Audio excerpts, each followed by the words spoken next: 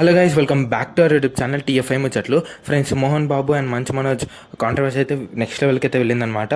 And ఎక్కడ దాకా వెళ్ళింది అండ్ ఏమేమి అప్డేట్స్ వచ్చాయో ఇన్ డీటెయిల్కి అయితే మాట్లాడుకుందాం. ముందుగా వీడియోకి వెళ్ళే ముందు please like, share and subscribe to our YouTube channel.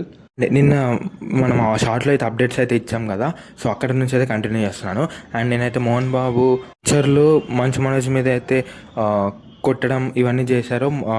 Manchu Manoj వచ్చేసరికి అయితే 100కి డైల్ చేయడం అండ్ పోలీస్ కంప్లైంట్ ఇవ్వడం ఇవన్నీ అయితే జరిగాయి అనమాట. తన హాస్పిటల్లో ట్రీట్మెంట్ కూడా తీసుకుంటున్నారు.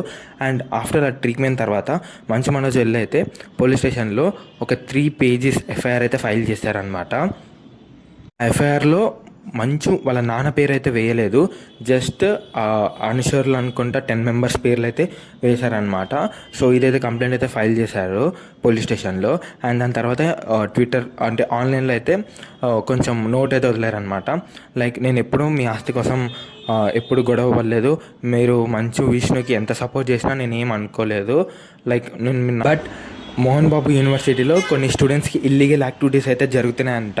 సో దాని ప్రకారంగా మంచు విష్ణు వచ్చేసరికి అయితే వాళ్ళ నాన్నకి సపోర్ట్ ఉన్నాడంట. బట్ మంచు మనోజ్ వచ్చేసరికి అయితే వాళ్ళ నాన్నని వాళ్ళ అన్నని ఇద్దరినైతే క్వశ్చన్ చేయడం అండ్ వాట్ ఈస్ దిస్ అన్నట్టుగా అయితే స్టార్ట్ చేశాడంట. సో తన నోరు మూయించడానికి అయితే ఈ డ్రామా అంతా చేస్తున్నాడు అన్నట్టుగా అయితే మంచు మనోజ్ అయితే క్వశ్చన్ మార్క్లు అంటే ఇది అయితే తెలిపాడనమాట.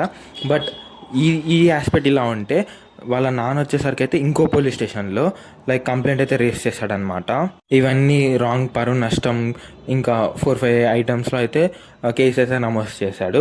సో ఇవి పోలీసులు ఆలోచించి అండ్ వాళ్ళు ఇంట్రోగేషన్ చేసి అవన్నీ అయితే బయటికి తీస్తారనమాట. సో మీరేమనుకుంటున్నారు ఈ సెన్సేషనల్ టాపిక్ మీద అయితే కామెంట్ చేయండి. So please like, share and subscribe to YouTube channel. Thanks for watching.